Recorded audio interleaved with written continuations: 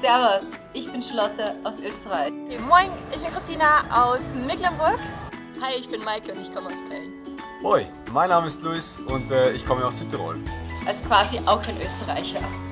Nein, ich bin kein Österreicher. Ich bin eigentlich ein sehr spezieller Italiener, um es genau zu nehmen. Und Deutsch ist eigentlich meine Muttersprache.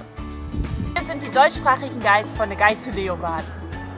Und wir wohnen jetzt schon seit Jahren in Leeuwarden und Deutsch ist unsere Muttersprache. Und wir freuen uns sehr, Sie durch unsere schöne Stadt Leeuwarden zu führen. Ich bin Henk aus den Niederlanden.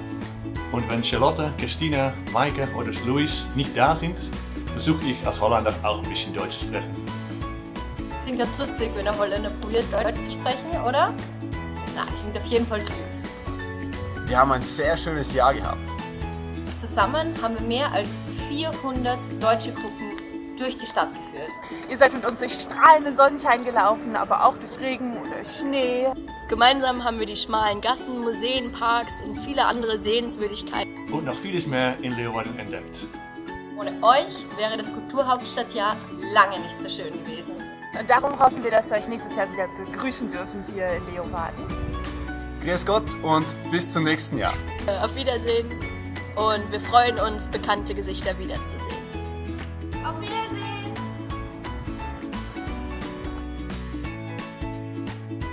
Wir wollen uns auch bei Ihnen bedanken für die schönen Bewertungen, die Sie uns gegeben haben.